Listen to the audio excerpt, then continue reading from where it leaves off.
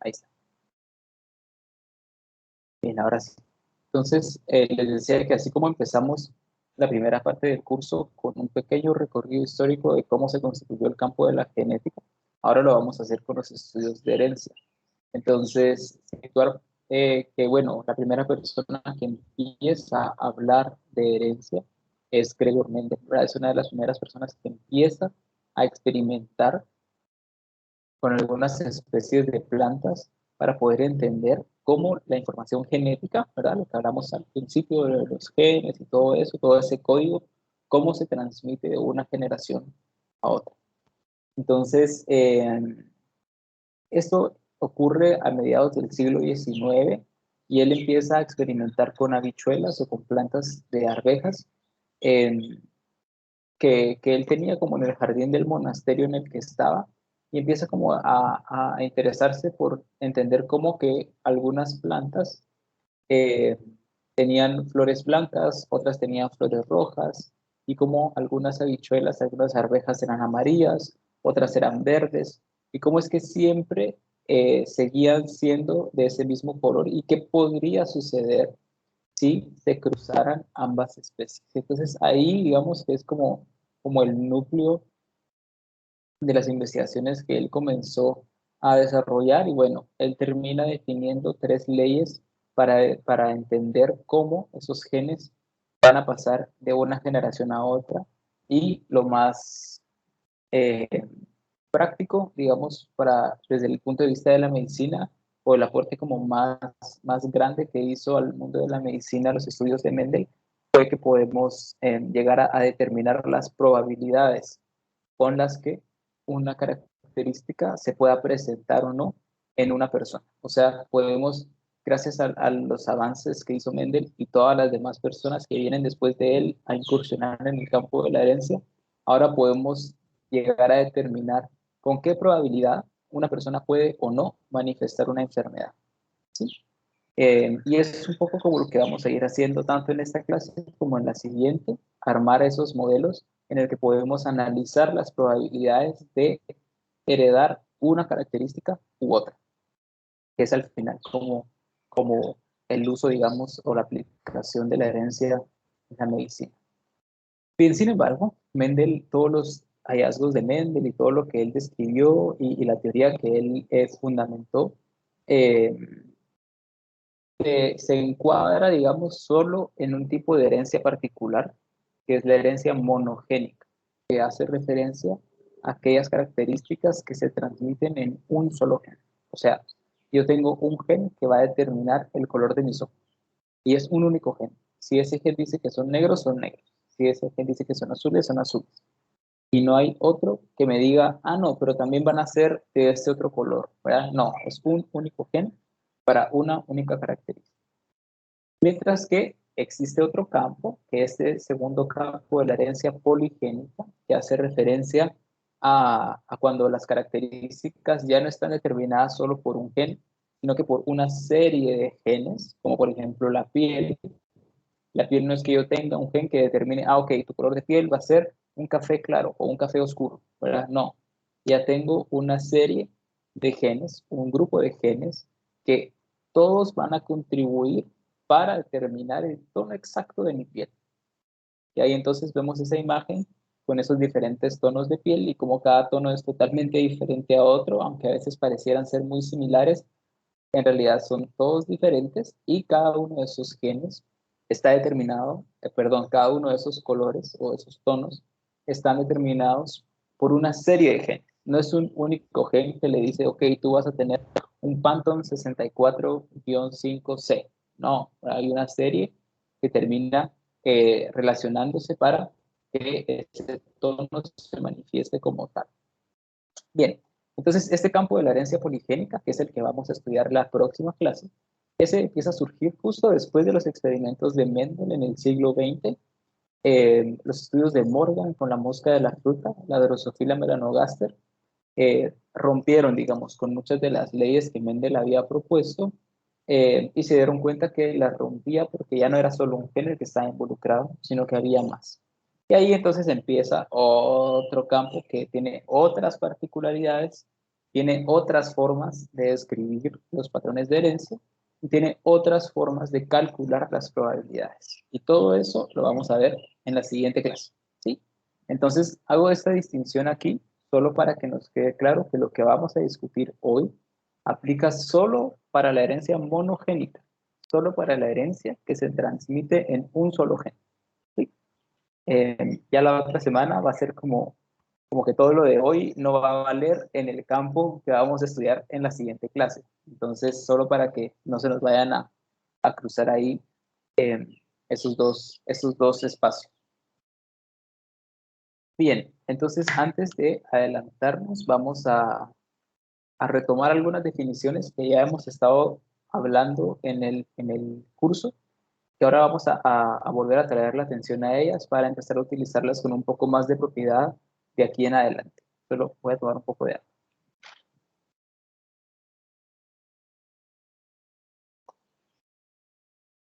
Bien. Entonces, los primeros términos que salen pues son alelos. ¿Se recuerdan que decíamos que los alelos eran aquellas posiciones en las que se encontraban ciertos genes, ¿verdad? Y aquí, cuando hablemos de herencia, vamos a hacer alusión a los alelos como, como, como una variedad de un gen. ¿A qué me refiero con eso? Pero tomemos el ejemplo del color de los ojos. El color de nuestros ojos está determinado por un gen que está ubicado en un cromosoma en particular. No es ese cromosoma, ¿verdad? Pero podemos decir, para poner este ejemplo, que es el gen 189 del cromosoma 3, por decir cualquier cosa, ¿verdad? El gen 189 del cromosoma 3, tanto yo como todas las personas lo tienen. Ustedes lo tienen, yo lo tengo, mi familia lo tiene, sus familias lo tienen, y así todas las personas en el mundo probablemente, a menos que, ¿verdad?, por alguna u otra razón no lo tengan, pero en general podemos asumir que todas las personas tienen ese gen 189, que va a determinar el color de los ojos de la persona. Sin embargo, no todos ni todas tenemos la misma composición de ese gen. Todas y todos tenemos el gen, pero no en todas las personas se manifiesta y se expresa exactamente igual. ¿Por qué? Porque tenemos variaciones genéticas, ¿cierto? Ahí entonces, ¿qué sucede? Cada una de esas variaciones de un mismo gen va a ser un alelo. Entonces, yo tengo mis propios alelos para mi color de los ojos, que van a estar ubicados en el gen 189, pero van a ser específicos para mi color de ojos. Ahí ustedes van a tener sus propios alelos, que también van a estar en el gen 189, o sea, es el mismo gen, ¿verdad? Pero tiene una variación particular para ustedes, para mí, para todas las personas. Y esos van a ser con gen, porque realmente sí es un gen, solo que es un gen que tiene una variación específica para una persona, ¿sí? No sé si hay alguna duda al respecto de eso, me la pueden ir haciendo en cualquier momento. Eh, bien, entonces, ¿por qué alelos siempre están en plural? Bueno, la razón de eso es porque si se recuerdan, somos seres diploides, o sea, tenemos dos copias de nuestro código genético. O sea, tenemos dos alelos para todas las características genéticas que tengamos. Tenemos dos alelos para el color de los ojos, dos alelos para el color del pelo, dos alelos para nuestra altura, dos alelos para el color de nuestra piel, ¿verdad? Claro que aunque sean muchos genes, pero siempre vienen en copias de dos. Eso es lo que quiero llegar a decir. Que tenemos siempre dos copias de todos los genes y por tanto tenemos también dos alelos. Un alelo que nos lo hereda nuestra madre y otro alelo que nos lo hereda nuestro padre. ¿Sí? Bien, ahora genotipo y fenotipo, se recuerdan que los utilizábamos para hacer alusión a la parte escrita y a la parte vista, por así decirlo. Entonces, genotipo va a ser la parte, aquella referencia en genes, aquella referencia escrita en el código, ¿verdad? Que define cómo se va a ver o cómo se va a expresar una característica. El gen 189, el alelo que yo tengo para el gen 189 que va a definir el color de mis ojos, sería mi genotipo. Y el color propiamente de mis ojos, que en este caso sería negro, o café, ¿verdad? Como lo quieran llamar, va a ser mi fenotipo. ¿Sí? Entonces, genotipo, la parte genética, el gen, el alelo. Fenotipo, el color o la forma en la que se expresa. Bien. Y luego tenemos, antes de hablar de dominante y recesivo, voy a hablar de homocigoto y heterocigoto. ¿A qué se refiere eso? Si tenemos dos copias para todos los genes, si esas dos copias son iguales, decimos que la persona es homocigota, ¿sí? O tiene las mismas, los mismos alelos para una característica. Ahí, por ejemplo, si yo tengo ambos alelos para el color de mis ojos que definen que van a ser negros, entonces yo soy una persona homocigota para el color de mis ojos. Ahora, si yo, por ejemplo, tuviera una copia de mi mamá para ojos café o negros y una copia de mi papá para ojos azules, ¿verdad? Que no es el caso, pero supongamos. Entonces yo sería heterocigota para esa característica. Tendría una copia diferente. ¿Sí? Y ahí tengo entonces dos copias. Ya. Sin embargo, el ser homocigoto o heterocigoto no define por completo qué se va a expresar. Y para eso tenemos tres tipos de patrones de expresión, ¿sí? Tres formas de determinar cómo se va a ver una característica. Y ahí entonces tenemos la dominancia completa, la dominancia incompleta y la codominancia, ¿sí? Son estos tres que vemos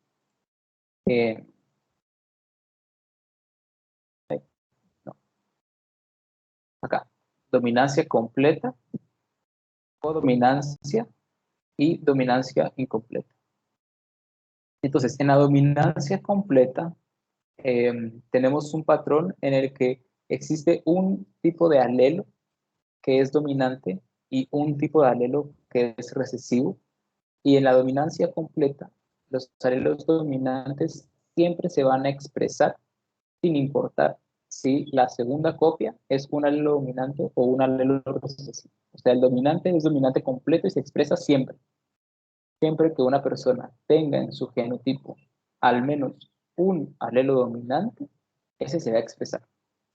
Ahí entonces, por ejemplo, yo podría ser, como decíamos, heterocigoto, ¿verdad? Tener dos copias diferentes. Entonces tengo un alelo que me dice que mi ojo va a ser negro y un alelo que me dice que mi ojo va a ser azul, pero como el negro es dominante sobre el azul, lo expreso negro. Eso es un ejemplo de dominancia completa.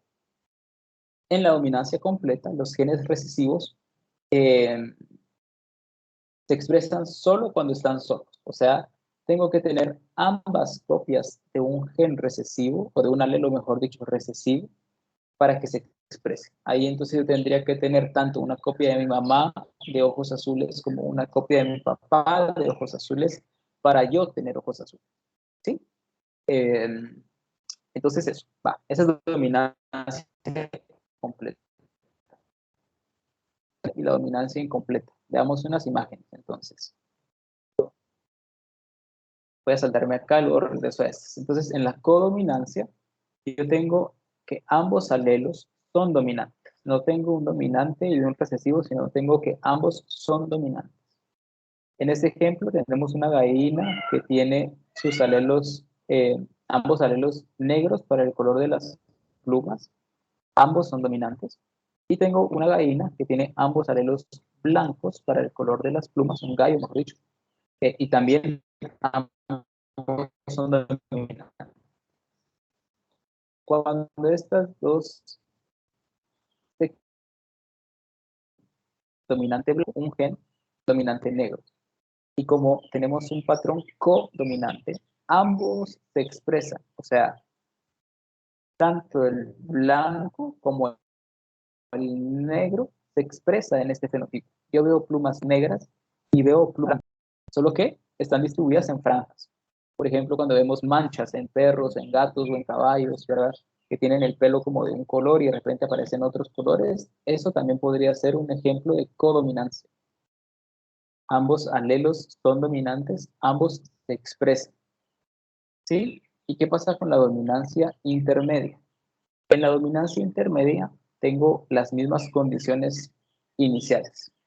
una especie con ambos alelos dominantes para un color, en este caso rojo. Tengo otra especie con ambos alelos dominantes para otro color, en este caso blanco.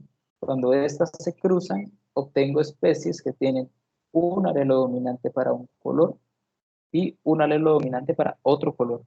Y lo que se expresa no son las dos, sino una mezcla de las dos. Un punto intermedio entre ambos extremos. Yo tengo rojo en un extremo y blanco en el otro. El intermedio sería un rosado. Yo tengo negro en un extremo y blanco en el otro. El intermedio sería un gris, por ejemplo. Si yo tengo una enzima que funciona bien, que funciona mal, intermedio. No es ni uno ni el otro, es un punto intermedio. Y la codominancia es uno y el otro, ambos, al mismo tiempo. Un ejemplo de codominancia sería, por ejemplo, la mano con la que escribimos.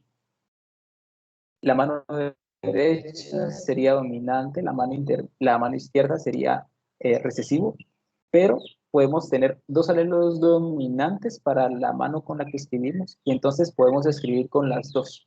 Somos ambidiestros o ambidiestras, ¿verdad? Eso sería una codominancia, se expresan ambos genes. ¿Alguna duda de esos tres patrones de herencia?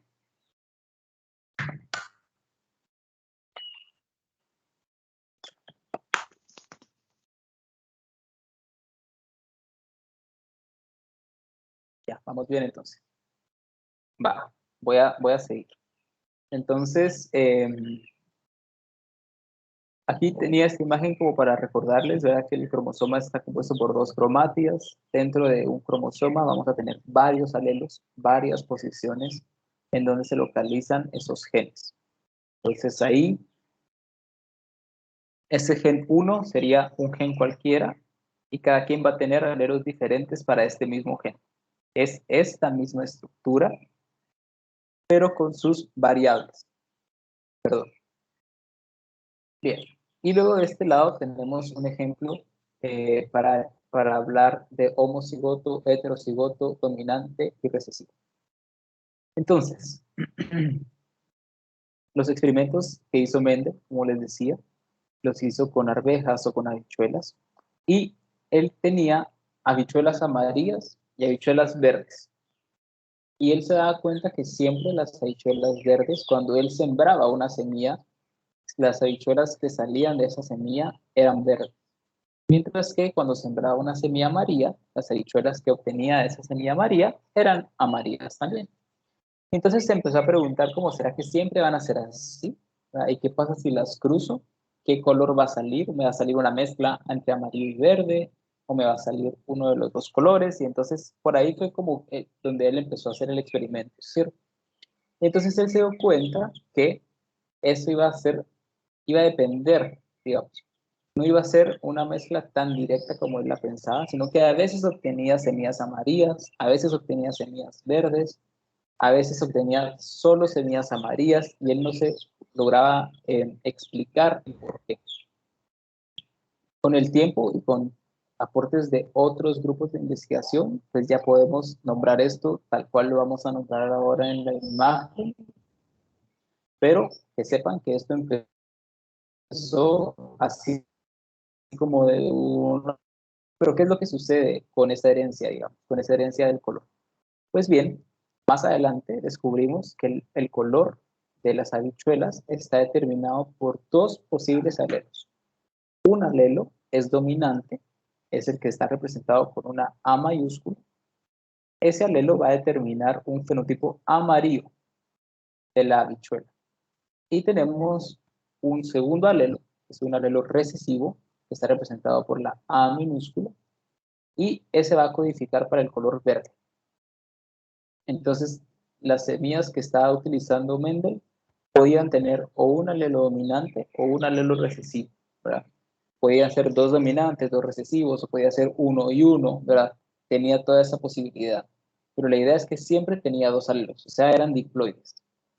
Y entonces, ¿qué sucede con cada uno de esos alelos? Bien, pues cada uno de esos alelos se va a transmitir de manera independiente.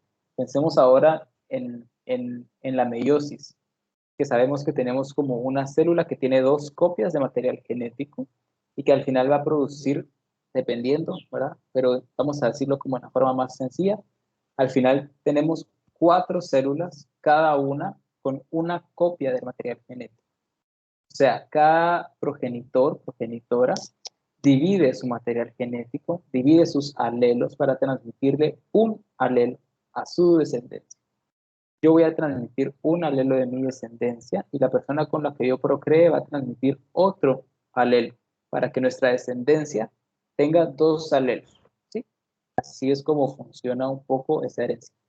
Entonces lo mismo sucede también con esas habichuelas. Cada habichuela iba a transmitir apenas uno de los 2 alelos que tenía. Y entonces, para poder calcular o para poder predecir qué posibles mezclas íbamos a tener, se diseña este cuadro que está acá, que es el cuadro de Punnett, que lo que hace es mezclar o representarnos las posibles mezclas de alelos. Entonces, en la primera fila, ¿verdad? En el encabezado de las columnas, yo voy a colocar siempre los alelos de la madre, en el caso de la humanidad. Pero bueno, siempre se ponen los alelos de la primera persona, de la primera progenitora, ¿verdad? O la primera especie progenitora, si fueran como vegetales o animales o lo que fuere. Entonces, aquí ya tengo que una progenitora tiene un alelo A dominante y un alelo A minúscula recesivo. Entonces, un alelo se va para la primera columna, el otro alelo se va para la segunda columna. Y luego, en el encabezado de las filas, en la primera columna, yo voy a poner lo mismo, pero de la otra progenitora. Entonces, la otra progenitora, en este caso, también tenía un alelo A dominante, un alelo A recesivo. Entonces, el dominante lo pongo en la primera, el recesivo en la segunda. El orden no importa, yo podría poner primero el recesivo y luego el dominante. Eso es indiferente. Eh, Entonces, pero usualmente se ponen siempre primero los dominantes, porque los dominantes se escriben en mayúscula. Entonces, en esa lógica del orden de la oración, pues primero siempre se ponen los dominantes, pero realmente no hace diferencia. Bien, entonces, luego que ya tengo los encabezados, hago cruces. Es decir, yo acá tengo un alelo A mayúscula de la primera progenitora y un alelo A mayúscula de la segunda progenitora. Obtengo 2 A's mayúsculas. Una A mayúscula de la primera, una A minúscula de la segunda, A mayúscula, A minúscula. Luego aquí una A minúscula de la primera, una A mayúscula de la segunda, A mayúscula, A minúscula. Y una A minúscula de la primera y otra A minúscula de la segunda, obtengo 2 A minúsculas. Y ahí entonces obtengo las 4 posibilidades de genotipo que yo tengo cuando cruzo estas 2 especies. Y entonces veamos esos genotipos. Tenemos 2 genotipos homocigotos, o sea, 2 genotipos en los que ambas copias son iguales. Acá tenemos un homocigoto para dominante y acá tenemos otro homocigoto pero para recesivo. Y tenemos 2 genotipos heterocigos. Tienen un alelo dominante, un alelo recesivo. Y ahora vean otra cosa interesante y es que como la A mayúscula es dominante sobre la A minúscula, solo en el caso de la especie homocigota para los recesivos, expresan el fenotipo recesivo que sería el color verde. Todas las demás, como tiene al menos una copia dominante, expresan el dominante, porque es una dominancia completa. Y entonces todos son amarillos, ¿sí? Y ahí entonces yo puedo decir, bueno, si de las 4 posibilidades que yo tengo de genotipos, 3 son amarillas, yo puedo pensar o yo puedo concluir, digamos, que el 75% de mis probabilidades van a ser semillas amarillas y el 25% van a ser semillas verdes, una de 4, ¿sí? Y entonces así es como ahora podemos entonces pensar en los patrones de herencia monogénica y predecir. ¿Alguna duda de cómo se abre el cuadro, cómo se arma, perdón, el cuadro de Punnett?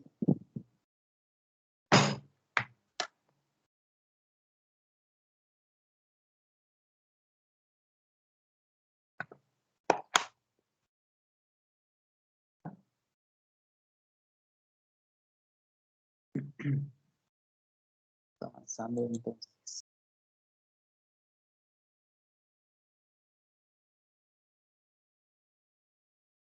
Ya, vamos a terminar esta parte teórica con las tres leyes de Mendel para entender cómo se transmiten los genes, perdón, me empezó a ver el reloj, de una generación a otra. Entonces, como les decía, hasta el momento en el que Mendel empieza a investigar, siempre habíamos tenido especies solo amarillas y solo verdes, y eso es porque nunca se habían cruzado ambas especies.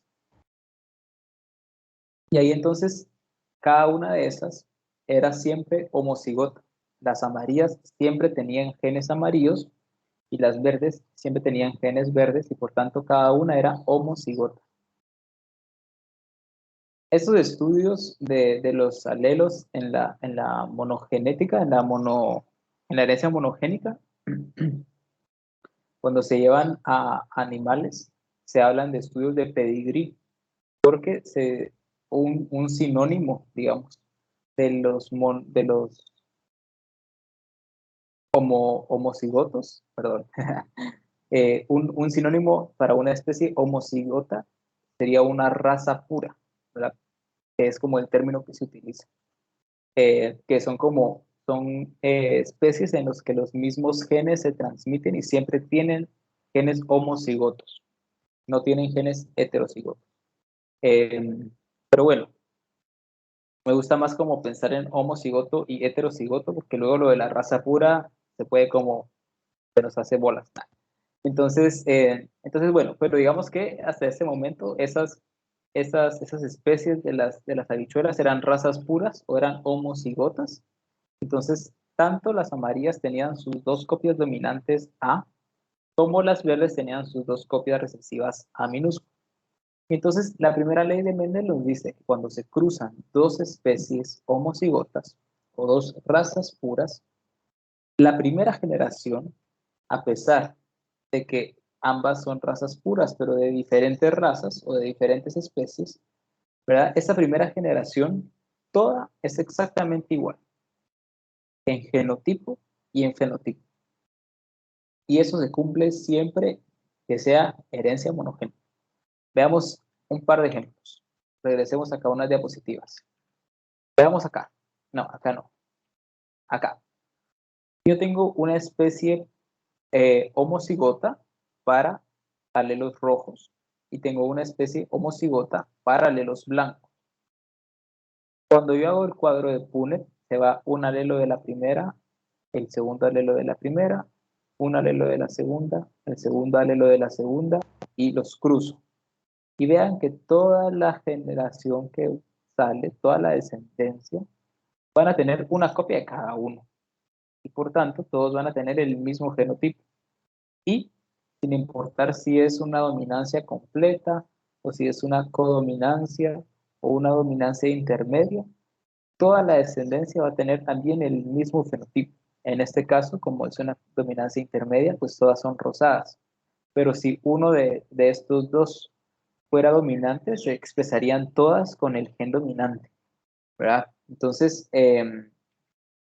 eso es lo que se conoce como el principio de la uniformidad de los híbridos. O sea, esa primera mezcla van a ser todos iguales. No existe otra forma de tener otro genotipo porque los primeros dos genotipos son exactamente iguales, ¿cierto? A mayúscula, A mayúscula, A minúscula, A minúscula. Tanto las amarillas van a transmitir siempre un gen A mayúscula, cuanto las verdes van a transmitir siempre un gen A minúscula. Entonces no hay forma de tener otra combinación. Bien, la segunda ley dice que, bueno, cuando cruzamos estos híbridos entre sí, o sea, heterocigotos entre sí, yo voy a ver dos fenómenos. El primer fenómeno es que reaparecen los fenotipos de la primera generación homocigota. Vean acá, aparecen otra vez estos de acá arriba. Y también voy a tener diferencias en los fenotipos. O sea, ya no tengo todos iguales, sino que obtengo proporciones. Algunas amarillas, algunas verdes, ¿verdad? Y ahí entonces esto nos permite entender lo que veíamos en el ejemplo del cuadro de Punnett de acá, que cada uno de los alelos se transmite por aparte. Si los alelos se transmitieran juntos, siempre tendríamos el mismo código genético de generación en generación, porque son los mismos alelos que se van pasando una y otra vez como si fuese una clonación. Pero como no tenemos eso, sino que obtenemos mezclas entre un alelo de uno y un alelo del otro, ahí entonces obtenemos esa intercambiabilidad y esas diferencias en genotipo.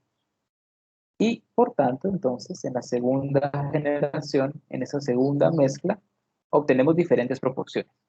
75% de una, 25% de la otra. Esto que dije ahorita, 25-75, se cumple siempre que sea dominancia completa. Si no es dominancia completa, las proporciones cambian, ¿verdad?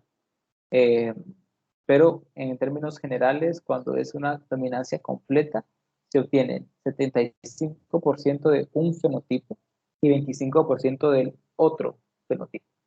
Y esta ley se conoce como la separación o disyunción de los alelos, porque se obtiene gracias a que cada alelo se va por aparte. Bien. Otra ley, ¿qué sucede con esa tercera ley? Bien, es un poquito más como complicada. Como les decía, las amarillas siempre habían sido amarillas, las verdes siempre habían sido verdes. Pero además del color, las habichuelas tenían una textura. Las habichuelas amarillas, además de ser amarillas, eran lisas. Y las habichuelas verdes, además de ser verdes, eran arrugadas o rugosas. Tenían esa textura en la superficie como rugosa. Y esto que voy a decir ahorita del tamaño, pues no es así, pero vamos a agregarlas solo para tener otro ejemplo, ¿verdad? Podríamos pensar que las amarillas, además de ser amarillas, además de ser lisas, también eran más grandes, y las verdes, además de ser verdes, además de ser rugosas, eran más pequeñas. Y eso en las especies puras del principio siempre era así, porque siempre se transmitían los mismos genes. Pero después de que Mendel empieza a hacer esos cruces, él asume que las amarillas siempre van a ser lisas, siempre van a ser grandes, que las verdes siempre van a ser rugosas y pequeñas. Pero empieza a darse cuenta que no, que a veces tenía semillas amarillas y lisas, pero pequeñas. O semillas verdes, pero lisas, ¿verdad? O mezclas más interesantes como amarillas, rugosas y pequeñas, ¿verdad? Y verdes, amarillas y verdes, perdón, lisas y grandes. Entonces él dijo, bueno, ¿cómo así? Yo pensé que las amarillas siempre tenían estas otras características también, ¿verdad? Y ahí entonces él empieza a descubrir que cada una de las características se transmite por aparte. O sea, el color de mis ojos está codificado por un gen, pero el tamaño de mis ojos está codificado por otro gen. Y ese se transmite por aparte. O sea que no siempre los ojos negros van a tener el mismo tamaño que tienen mis ojos. Pueden tener diferentes tamaños y eso ya no va a depender del gen que va a definir el color de mis ojos, sino que ya va a haber otro gen para eso que se transmite por aparte, que si yo le quiero calcular la probabilidad, le tengo que hacer otro cuadro de Punnett, ¿sí? O sea, cada característica se transmite por aparte. Eso es lo que nos dice la tercera ley. Siempre que no sean antagónicos, o sea, siempre que no sean de la misma. Por ejemplo, o es amarillo o es verde, o es liso o es rugoso. Eso es antagónico, ¿sí? Entonces, cada una de esas que son antagónicas sí se transmiten juntas, pero las no antagónicas, o es amarilla, pero también puede ser lisa o rugosa, ¿verdad? Esas que no son antagónicas, entonces se transmiten individualmente. Y por eso la tercera ley se conoce como la independencia de los caracteres no antagónicos. Eh, bien, y ahí terminamos con la parte teórica. ¿Alguna duda?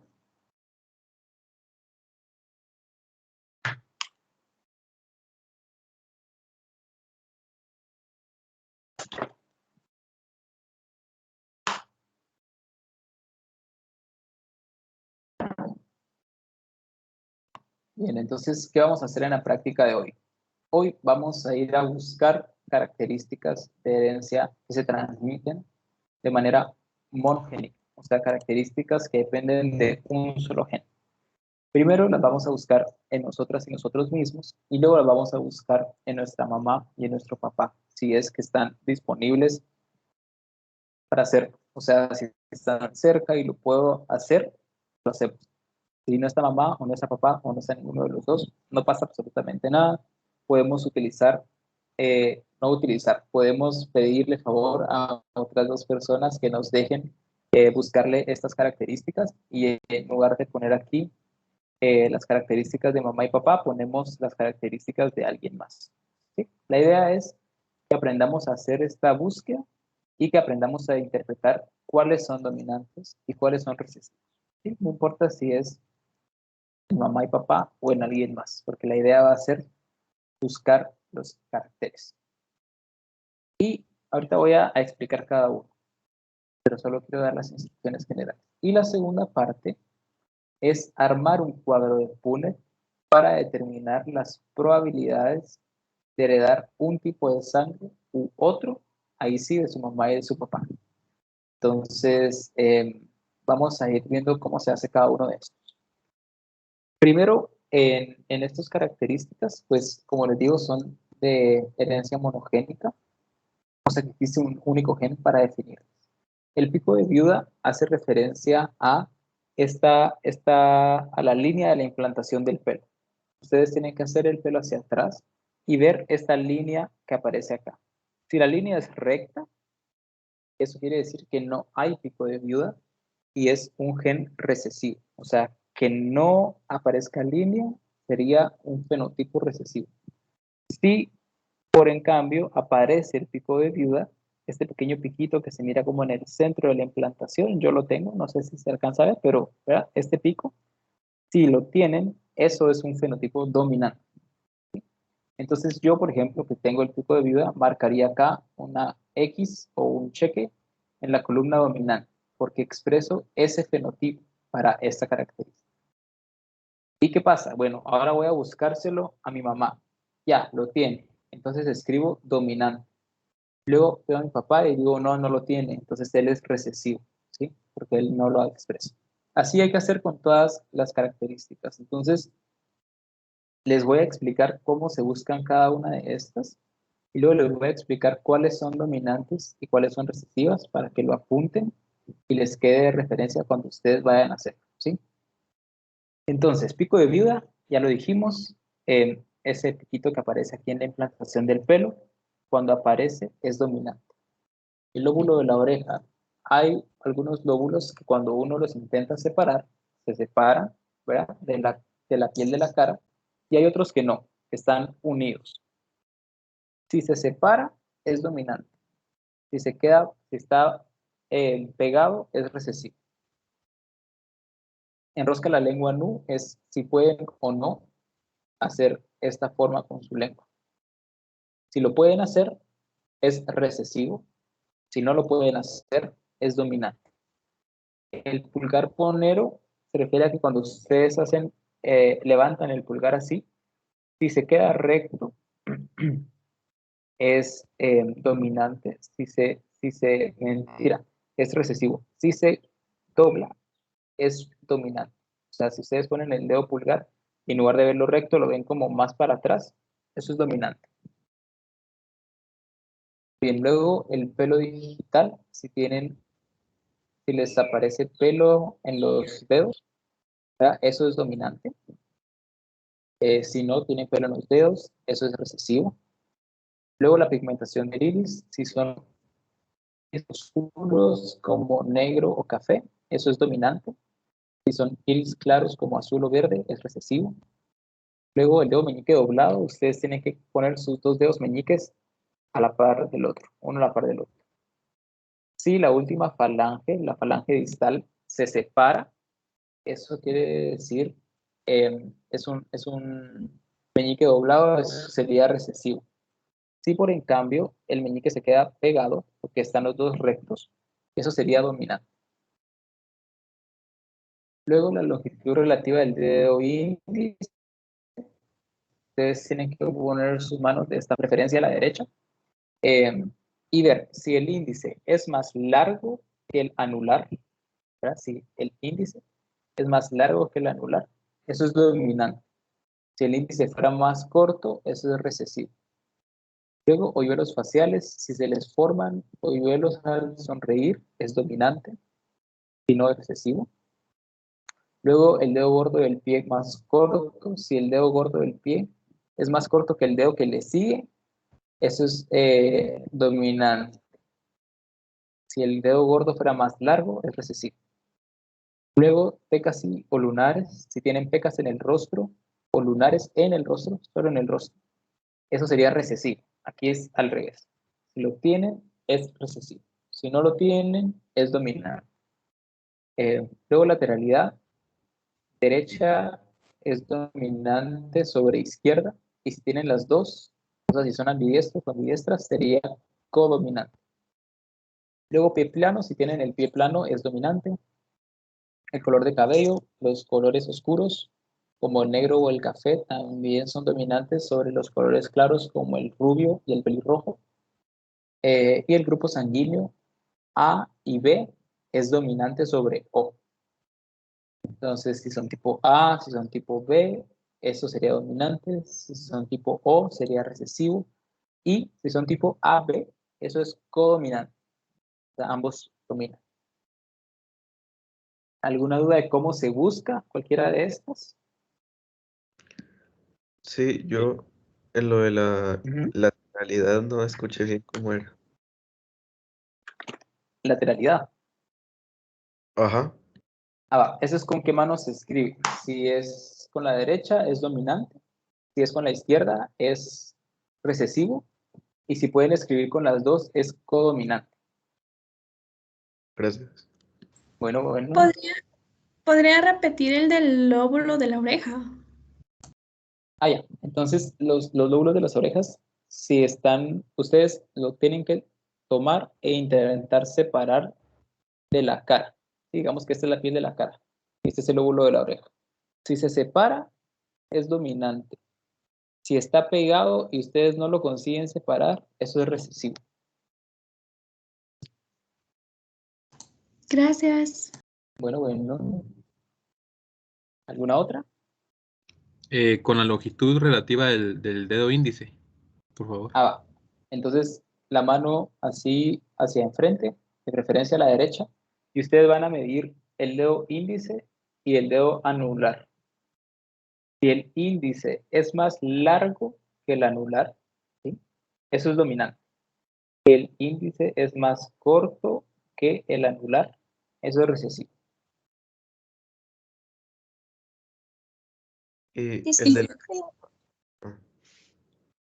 Ajá, Luisio.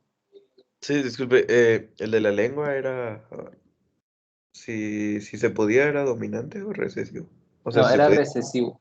Ah, Ese ya, sí es al revés. María gracias. Jimena.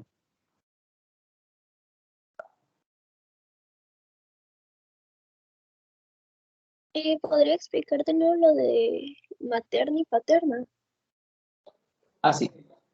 Entonces, en la dominante recesivo, ustedes marcan cuál tienen, ¿sí? Es o una o la otra. En materna y paterna, ustedes escriben si su mamá expresa el dominante o el recesivo. Yo, por ejemplo, acá pondría dominante, recesivo y así. Y lo mismo con papá. Dominante, recesivo, ¿verdad? Dependiendo de cuál de los dos exprese. Una duda, así, por ejemplo, lo de pigmentación de iris. Digamos, por ejemplo, si los dos tienen, por ejemplo, ojos cafés y uno tiene los ojos claros, ¿cómo sería? ¿Quién sería el dominante ahí? Repetime otra vez, perdón. Si ninguno de los padres tiene eso, ¿quién sería el dominante? Ya, no, entonces no tiene que haber un dominante y un recesivo. Ahí depende de cuál expresen. Si ambos son recesivos, ambos son recesivos. Si ambos son dominantes, ambos pueden ser dominantes. Eso no tiene que ser uno u otro, ahí no importa. Entonces, tanto tu mamá como tu papá, perdón, pueden ser recesivos para el color de los ojos, por ejemplo, o para cualquiera, ¿sí? Eso no tiene que ser, no tienen que estar así uno o el otro. pueden ser ambos recesivos o ambos dominantes.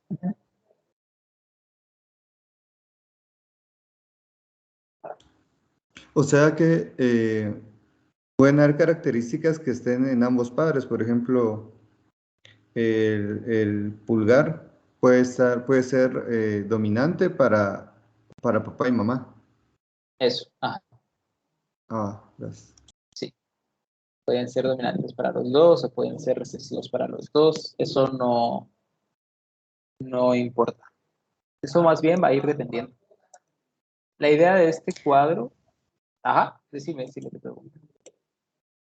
Perdón, ¿podría repetir el del pie plano? Ya.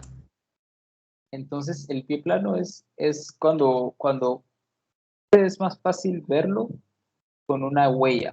Entonces, si la huella se marca totalmente el pie, quiere decir que tiene pie plano. Si la huella marca un arco, quiere decir que no tiene pie plano. El tener pie plano, que el pie no tenga el arco como totalmente hecho, usualmente debería de ser como así, ¿verdad? Cuando el pie es plano y marca toda la planta en el piso, eso es dominante. Entonces puede ser que se pongan ustedes de pie y que se vean frente a un espejo a ver si se les hace o no arco, esa sería una opción.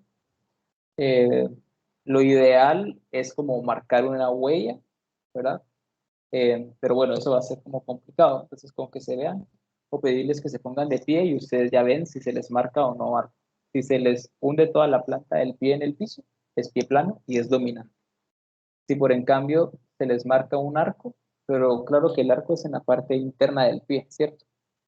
Si se les marca el arco, entonces es recesivo. Gracias. Bueno. ¿Alguna otra? Solo una pregunta, por ejemplo, digamos, siguiendo la misma pregunta de pie plano, por ejemplo, digamos que lo pongo en recesivo y lo tiene mi papá, entonces en paterna tendrá que poner R. Ajá, sí. Y en Tu papá materna, también, ajá, solo tu papá también, o sea, también se le marca arco, por ejemplo. sí, podría ser. O Ajá, sea, entonces le digamos, pondría recesivo. Ajá, y tu y- mamá hay que hacer lo mismo. Si se le marca arco, también es recesivo. Si no, ajá. se le pone dominante. Ya, va, muchas Ujú. gracias. Bueno, Yo tengo otra duda, así pequeñita, con lo del meñique, el tamaño del meñique creo que es el del índice, si no estoy mal. Si ajá, tienen el mismo tamaño con el otro, ¿qué sería? ahí hay que hacer una cosa y es que habría que medirlo, porque usualmente, pero se mide como justo desde la base, porque se dan cuenta que la mano no siempre es totalmente recta, entonces puede que visiblemente se vean como de la misma altura o la puedes poner en plano sobre una mesa, como para que se aplane o se enderece el dedo y ahí tal vez va a ser más fácil ver si uno es más largo que el otro. Si aún así son del mismo largo, lo puedes dejar como indefinido o como codominante. Pero usualmente sí hay uno más largo que el otro. O de hecho debería. A veces son diferencias bien pequeñitas. Gracias. Bueno. Una pregunta. Decime, Esteban. Si mi dedo meñique tiene un rasgo claro en papá, obviamente va a ser recesivo parte del padre, ¿no? Depende. O sea, es como un lunar o algo así, solo para entender un poco mejor. Eh, le puedo enseñar, pero conste, se pide. Sí. ¿Se me ve? ¿Se me ve? No estoy viendo. Pero ya se me ve bien, se me ve que estoy acá o no. Sí, yo te veo a ti. Sí. Ok, es esto. Ya. Sí, eso usualmente es recesivo, sí. Ok.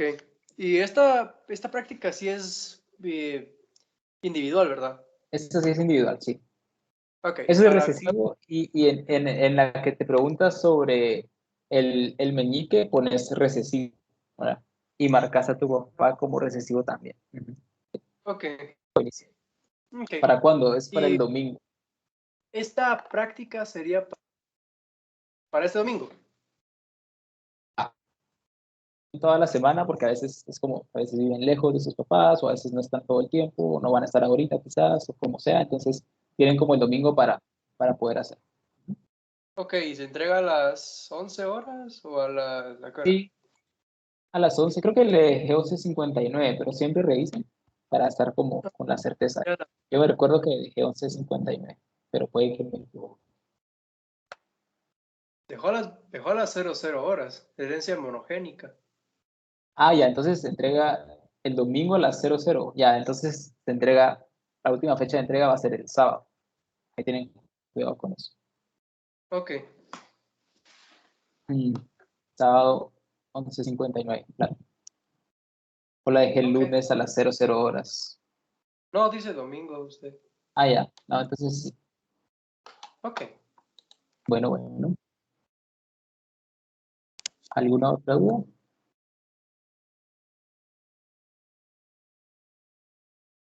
Solo doctora, entonces si el pulgar es recto, es dominante o es recesivo. Sí, el pulgar ponero, sí, ese es recesivo. El dominante sería el que se ve como más doblado.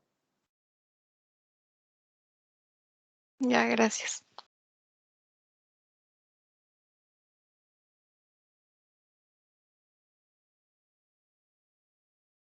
Va. Entonces, la segunda parte de la práctica es hacer este cuadro de Punnett.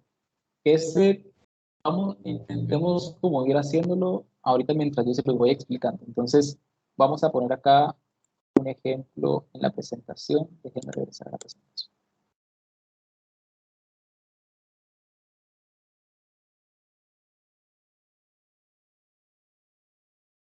Bien, entonces usualmente los cuadros de Punnett se hacen de 2 por 2 cuando estamos analizando una única característica. Por ejemplo, mi tipo de sangre es B positivo, el de mi mamá es B positivo también, el de mi papá es O positivo. Entonces, yo sé que mi papá, para ser O, no, tiempo, antes de esto, el tipo de sangre lo definen 2 características, que son receptores o como antenitas que están en las células rojas de nuestra sangre. Entonces, podemos tener 2 tipos de antenitas o de receptores. Una que pertenece al sistema ABO, ¿verdad? De ahí el tipo de sangre A o B u o tipo de sangre AB, que también puede existir. El otro grupo de receptores es el tipo RH, R mayúscula, H minúscula. Ese tipo de receptores se pueden expresar, o sea, pueden estar presentes, sería RH positivo, o pueden no estar presentes, ser RH negativo. Entonces, dependiendo del tipo de receptores de estos 2 sistemas, se construye un tipo de sangre. Yo puedo ser A positivo o negativo, dependiendo de si tengo RH. Si yo tengo receptores tipo B, puedo ser B positivo o negativo, otra vez. Si yo soy tipo de sangre AB, porque tengo receptores tanto tipo A como tipo B, entonces tengo AB y positivo o negativo. O puedo no tener ni tipo A ni tipo B, y entonces esa ausencia de receptores de este sistema es el tipo O, ¿verdad? Que nace como del tipo C, de la ausencia, ¿sí? Entonces, si no tengo ni A ni B, soy tipo O. Y otra vez, si tengo RH, soy O positivo. Si no tengo RH, O negativo. ¿Sí? Entonces, dependiendo de la presencia o ausencia de esos receptores, se construye un tipo de sangre. A, B, AB, O, positivo o negativo. Bien. El tipo, pero recordemos ahora también que somos diploides. Entonces, tenemos que tener 2 copias para cada uno de esos sistemas. Entonces, por ejemplo, mi papá es tipo O. O es recesivo. O sea que tiene que tener ambas copias recesivas para expresarse. Entonces yo ya sé que los 2 alelos de mi papá son O. O. Un alelo se lo dio su mamá, el otro se lo dio su papá, y los 2 serán O. Y él es tipo O. Mi mamá es tipo B. Entonces, como también tiene que tener 2 alelos, ella puede que tenga 2 alelos B, ¿verdad? Uno de su mamá y el otro de su papá, y por tanto su descendencia toda sería tipo de sangre B, porque B domina sobre O. Los 4 serían heterocigotos, sí, pero todos serían tipo B, ¿sí? Porque se expresa el receptor tipo B. O puede que mi mamá sea BO, que ella sea heterocigota, que tenga una copia B de su mamá, una copia O de su papá, pero que ella sea tipo B, porque la B es dominante sobre la O. Entonces, ella sigue siendo tipo B, pero tiene una copia recesiva. Es como si fuese portadora, ¿verdad?, de ese gen O. Si ese fuera el caso, entonces el 50% de su descendencia tendrían tipo de sangre B y el otro 50% de su descendencia tendría tipo de sangre O, ¿sí? Y ahí entonces haríamos un cuadro de Punnett solo con el sistema A, B y O. Veamos otro ejemplo aquí atrás. Aquí tenemos el ejemplo de una señora, de una mujer, que es tipo de sangre A, pero es heterocigota. Entonces, una de sus copias es A, su otro alelo es O. Y esta señora va a procrear con un señor o con un varón que es tipo de sangre B y es también heterocigoto. Entonces tiene una copia B y una copia O. Pero como A y B ambos son dominantes sobre O, pues aunque sean heterocigotos, esta persona en efecto es A, esta persona en efecto es B, ¿sí? ¿Qué pasa cuando estas dos personas deciden procrear? Bien, tenemos 4 posibles genotipos y fenotipos para esta procreación. Entonces, tanto A como B son dominantes y entonces acá tenemos un caso de codominancia. Se expresan receptores A y se expresan receptores B en esta persona y es tipo de sangre AB. En este segundo cuadro tenemos una A y una O, entonces va a ser una A, tipo de sangre A, heterocigota, pero A. En este tercer cuadrante tenemos una O y una B, va a ser tipo de sangre B, heterocigota otra vez, pero B. Y en este último tenemos una O, la otra O, y entonces tenemos un tipo de sangre O, homocigoto, recesivo, ¿sí? Pues vean qué interesante, porque pueden tener 25% de probabilidades de tener descendencia con tipo de sangre totalmente diferente cada quien. Entonces, otro ejemplo de un cuadro de Punnett solo con una característica, solo tipo de sangre A o B u O. ¿Qué pasa si yo quiero saber, además de qué tipo de sangre ABO, también quiero saber el RH? Ya, entonces ahí tengo que mezclar 2 características, tanto el sistema ABO como el sistema RH. Entonces, sabemos que tenemos 2 alelos para el ABO y 2 alelos para el RH. Entonces vamos a tener 4 columnas y 4 filas y un total de 16 posibilidades en el medio. Entonces, aquí hay un ejemplo de una persona que su mamá era tipo de sangre AB positivo, su papá es AB negativo. El papá está fácil en el sentido en el que, bueno, ambos están realmente fáciles porque ya sabemos los 2 alelos para el tipo de sangre ABO, ¿verdad? Tienen un alelo A y un alelo B para ser AB. Lo mismo con el papá, A y B. Ahora, una persona es positiva para el RH y la otra persona es negativa. La segunda persona está un poco más fácil todavía, porque como es negativo y el negativo es recesivo, quiere decir que ambos alelos tienen que ser negativos. Entonces ya sabemos el genotipo completo de esta persona. Un alelo A y un alelo B para la primera característica y ambos alelos negativos para la segunda característica. Y ya tenemos el genotipo.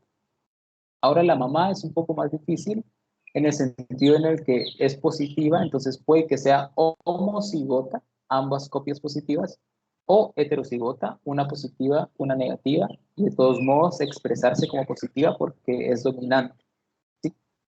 El positivo. Entonces ahí, esa persona, yo le decía, bueno, que es un caso de un compañero de otra sección, Yo le decía, bueno, puedes hacer cualquiera de las dos. O sea, puedes hacer el cuadro, así como yo lo hice con mi mamá, BB o BO, ¿verdad? Esta persona también lo podía hacer con positivo, positivo o con positivo y negativo. Eso va a depender más del tipo de sangre de ustedes. Porque, por ejemplo, veamos qué pasa en el primer escenario en el que la madre es AB con heterocigota en el RH, o sea, una copia positiva y una copia negativa. ¿Cómo se construye el cuadro cuando ya tenemos más características? Bien, entonces, siempre en las columnas va la madre y en las filas el padre. ¿Y cómo se arman los encabezados? Bien, primer alelo de la primera característica, en este caso A, con el primer alelo de la segunda, que sería positivo. A positivo. Primer alelo de la primera y ahora la segunda de la segunda, que sería negativo. A negativo. Y luego lo mismo con la segunda de la primera, que sería B, y la primera de la segunda, que sería positivo, y la segunda y la segunda, B negativo. Lo mismo con el papá. La primera y negativo, A negativo, lo mismo con la segunda, que en este caso va a ser la misma, y luego la misma con la segunda, B negativo y B negativo. Y ahí hago los cruces. Ustedes aquí ya solo están viendo el fenotipo, o sea, cómo se expresa al final el tipo de sangre. Pero veamos cómo sería el genotipo también. Entonces, una A y una A tendría dos A's, positivo y negativo. Lo mismo abajo. Luego acá, A y B, AB, positivo y negativo. A y B, positivo y negativo, pero como positivo domina sobre el negativo, aquí todos estos van a ser tipo de sangre positivo. La segunda columna, A negativo. A con A es A. Negativo y negativo, negativo. Entonces, A negativo. Y para abajo, A con B, AB, negativo y negativo, recesivos, homocigotos, negativo. AB negativo. Ahora la tercera, B con A, AB, positivo y negativo, positivo, ¿verdad? AB positivo. B con B es B, positivo y negativo, pues positivo, B positivo. Y la última, AB, ambas negativas, se queda el negativo. Ambas B, se queda la B, ambas negativas, se queda el negativo. Vean entonces que si la mamá fuera heterocigota para el RH, tenemos 6 posibles tipos de sangre, 25% de probabilidades de que sea AB positivo o AB negativo, y 12.5% de que sea A positivo, A negativo, B positivo o B negativo. 6 diferentes. ¿Qué pasa por en cambio si la mamá fuera homocigota para el RH? Ya, se hace lo mismo. A con positivo, B con positivo, B con positivo, y acá se queda igual. Ahora vean qué interesante, y es que como antes, como el positivo siempre va a dominar sobre el negativo, sin importar quién lo aporte, ¿verdad? El positivo es dominante sobre el negativo, entonces ahora todos los tipos de sangre nos quedan positivos. Y entonces ya solo tenemos A positivo, AB positivo y B positivo. Ya solo tenemos 3 probabilidades, 50% de ser AB positivo y 25% de ser A positivo o B positivo. Entonces ahí la respuesta sería, ¿cuál de los dos hago? Si puedo tener más de una variable, ¿verdad? Porque no sé, al final mi mamá, por ejemplo, yo no sé si ella es BB positivo positivo, o si es BB positivo negativo, o si es BO positivo positivo, o si es BO positivo negativo. O sea, yo tengo 4 probabilidades y no sé cuál a ciencia cierta es, ¿verdad? Entonces, la respuesta es hagan cualquiera de las probables siempre que su tipo de sangre aparezca en los resultados. Entonces, si por ejemplo en este caso la persona que me pregunta hubiese sido un tipo de sangre B negativo, pues evidentemente su mamá no podría ser homocigota positivo porque su tipo de sangre no saldría. Tendría que ser su mamá heterocigota para que esta persona pudiera ser B negativo. ¿Sí? Entonces pueden hacer cualquiera de las probabilidades, si en alguna no saben, siempre que su tipo de sangre aparezca. Yo, por ejemplo, soy B positivo, entonces no importa qué combinación utilice con el tipo de sangre de mi mamá, que siempre va a salir al menos una probabilidad de que haya alguien con B positivo. Entonces yo puedo hacer cualquiera de estas 4 que les mencioné, que siempre van a haber B positivos. Una duda de cómo se arma estos cuadros de punto.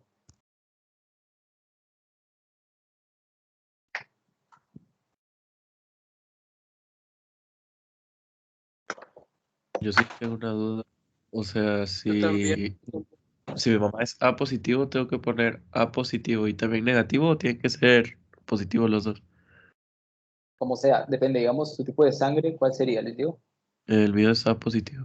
Ya, entonces puedes dejar a tu mamá como A positivo, positivo, ¿no? Que no va a pasar. O podrías hacer A0 positivo, positivo. O Ah, A0 positivo, negativo. O sea, tenés todas esas probabilidades, pero hace cualquiera. De tierras. gracias. Bueno, Esteban, Yo tengo otra duda. solo Dale tú, vamos a va. Candy. Está bien. Gracias, Esteban. Le damos. Perdón, Esteban. Solo así chiquita. Si los dos son O negativo, entonces Ya, sería. ahí la tenés como ya evidente porque digamos que la O es recesiva, entonces ambos alelos son O. Y el negativo también es recesivo, o sea que ambos alelos son negativos. Entonces, tanto mamá como papá van a ser O, negativo, negativo. Gracias. Bueno, Esteban. La cuestión es de que yo soy O positivo y papá es O positivo, pero mi mamá, si no estoy mal, es A negativo o A Ajá, positivo. Entonces, ¿cómo sería ahí la combinación? va. Entonces, ahí seguro que tu mamá es heterocigota y tiene que tener una segunda copia O. Voy a abrir un Excel para que hagamos ese ejercicio con Esteban para que lo veamos. Dale rapidito cuál es su tipo de sangre. Va.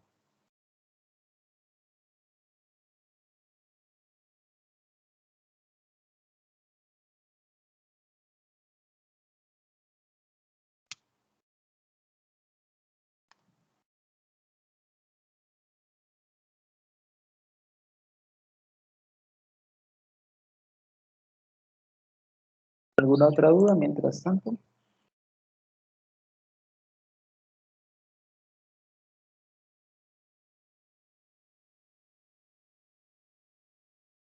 Vamos a esperar a Esteban.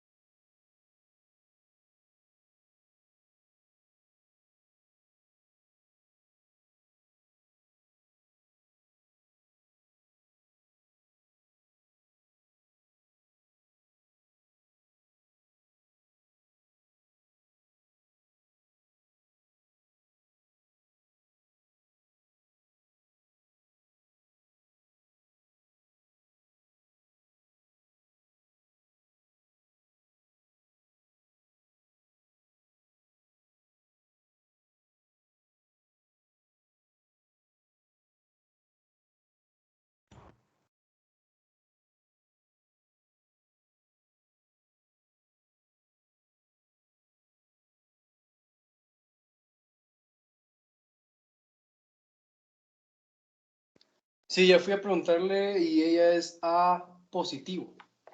Ok, tu mamá es A positivo, tu papá es O positivo, ¿verdad? Y tú también sos O positivo, ¿cierto? Sí. Ese fenotipo. Entonces, veamos las posibilidades de genotipo que tiene. Entonces, tu papá para ser O tiene que tener ambos alelos O, igual que tú. Ahora, para ser positivos, tanto tu mamá como tu papá como tú pueden tener ambas copias positivas. Ay, Ok. lo siento ahí. Positiva, positiva, o pueden tener una copia positiva y una copia negativa, ¿sí? Ok. Y tu mamá puede tener ambos alelos A o puede tener un alelo A y un alelo O. ¿Qué pasaría si tu mamá fuera AA? Pues como A va a dominar sobre O, ¿verdad? Los 4, por ejemplo, hagámoslo así como rapidito. AA, O. Entonces, todos quedarían AO, AO, AO. ¿Ya? Y ahí entonces todos estos serían un fenotipo A y pues no podrías tener tipo de sangre O, ¿cierto? Entonces tu mamá con certeza tiene que ser heterocigota para la A para poder tener entonces el 50% de probabilidades de tener descendencia AO y el otro 50 OO. Ok. Entonces tu mamá va a tener un genotipo AO. Y ya luego solo falta que puedas elegir entre estos dos. Puedes ponerle a tu mamá positivo, positivo igual a tu papá, o les puedes poner positivo y negativo, como querrás. Y ahí entonces agregas más columnas. Ok, y por una pregunta, abajo de mi nombre, bueno, mi Ah, nombre, ¿positivo o negativo?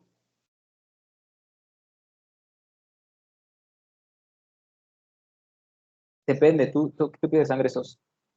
Soy o positivo. Ah, ya, entonces positivo. ¿Cuál fue la pregunta? Perdón, tal vez no escuché bien. Sí, esa era que si pongo Ah, sí, positivo, entonces sí positivo, ¿verdad? sí, positivo. Ujú. Ok, entonces pondría positivo también. Y tengo que ahorita averiguar si es entre positivo o positivo o negativo entre mi mamá y mi papá, ¿verdad? Ajá. Y Ok, digamos que eso no lo podemos saber.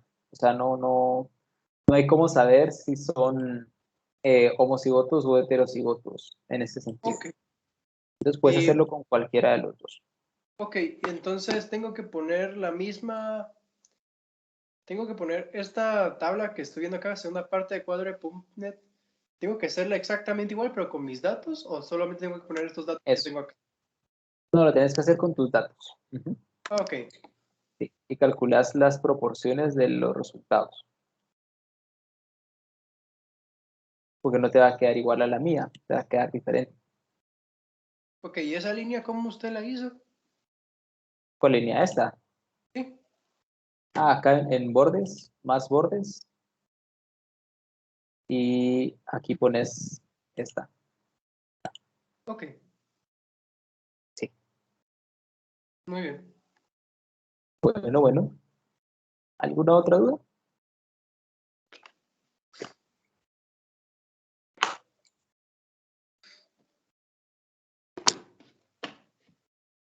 Ya, si estamos bien, entonces los últimos 10 minutos ahí para que empiecen a hacerlo. Y tienen hasta el domingo, bueno, sábado 11:59, última hora para subirlo. Éxitos en sus parciales y nos veríamos dentro de 2 semanas para herencia poligénica. Les voy a subir el plan de actividades de esa clase. Tiene un enlace para que ustedes revisen con un poco de información sobre herencia poligénica. Si consiguen revisarlo antes de la clase, excelente. Si no, no pasa nada, que igual va a haber una parte teórica al principio para ponernos en contexto. Pero si ya lo leyeron, probablemente va a ser más fácil de entenderme. Entonces, eso. Si no hubiese más dudas, nos quedaríamos aquí y nos veríamos en 2 semanas. Doctora, Sí, Alicia. ¿usted nos haría favor de compartirnos el link de esta clase, de la grabación? ¿Sí? ¿Está bien? Puedo hacer eso. Muchas gracias. ¿Por dónde sería o cómo? No sé, quizás sea más fácil por el chat. Te lo voy a mandar por el chat, me puedes escribir un mensaje y te lo... Va, está bien, y yo se lo comparto a mis compañeros. Ujú. Va. Está Va, bien. y esta práctica es, bueno, sí, es individual de plano. Esta es individual. Sí. Va, Esta y está la bien. otra, bueno, la otra más o menos. Pero ya la otra semana hablamos de eso. Pero sí, esta es individual. Bueno, está bien, doctora, muchas gracias. Bueno, ustedes también, que estén bien, que tengan una Ah, bonita tarde. una preguntita, solo la práctica de los que fueron hoy a lo de la U, ¿cuándo se entrega? También el sábado o el domingo. Si necesitaran más tiempo, me pueden escribir, pero yo pienso que de aquí al sábado se consigue. Ah, gracias. Y Bueno. solamente, no sé si escuché, pero si no tenemos ninguno de los rasgos, como por ejemplo pico de viuda, ¿qué hago en ese caso? marcas recesivo. Si no Recesivo, tenés el, y no marco materno, paterno, o sí marco cualquiera de los dos. también, porque entonces tenés que ir a buscar si tu mamá y tu papá tienen o no el pico de viuda. Si alguno lo tiene, le pones dominante. Si ninguno lo tiene, les marcas como recesivos a los dos. Ok. Sí. Muy bien. Bueno. Entonces eso. Que estén bien y nos vemos en 2 semanas. Éxitos en los parciales también.